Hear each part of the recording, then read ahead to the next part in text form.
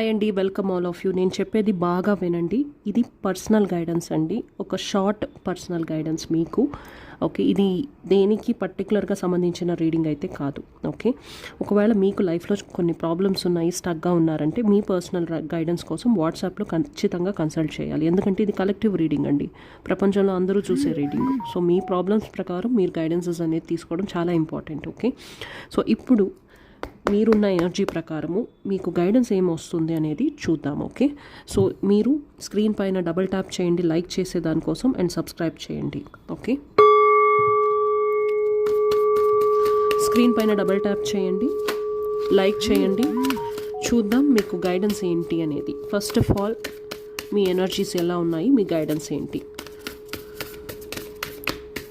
ఈ reading match అయితేనే మీరు కంటిన్యూగా చూడండి, లేకపోతే పర్సనల్ రీడింగ్కి రండి.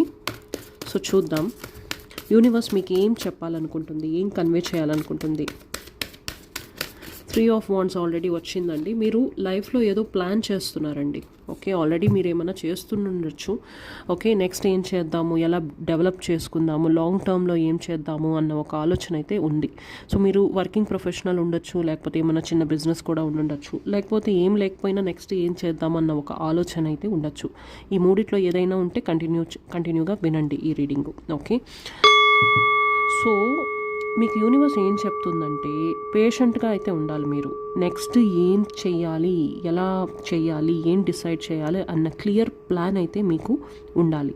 ఓకే, అండ్ నెక్స్ట్ మీరు ఏదైతే చేస్తారో అది లాంగ్ టర్మ్లో చేయాలి. షార్ట్ టర్మ్లో ఓకే కొంచెం ట్రై చేద్దాము తర్వాత చూద్దాము అలా కాదు. ఒక ప్రాపర్ ప్లాన్ అనేది గీసుకొని ఒక 2-3 ఏళ్ళు ఖచ్చితంగా దానిపైన ఫోకస్ అనేది పెట్టాలి. అప్పుడే కదా గ్రోత్ చూస్తారు. ట్రై చేస్తే growth చూడరండి.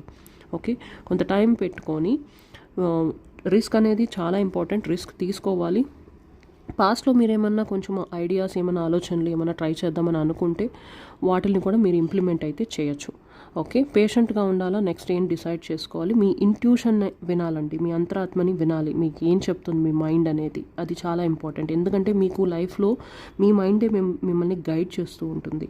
అన్నెసెసరీగా too much of over thinking చేయడము, అన్వాంటెడ్గా వరీ అవ్వడము అయితే చేయకూడదు. మైండ్లో ఏమన్నా ఆలోచనలు, ఏమన్నా భయాలు, ఆందోళన ఉంటే వాటిని రిలీజ్ చేయాలి. ఇప్పుడు రిలీజ్ చేయండి అంటే మీరు వెంటనే రిలీజ్ చేయలేరు. మీకు ప్రాపర్ గైడెన్సెస్ కావాలి, రెమెడీస్ కావాలి, అవన్నీ చూసుకోవాలి.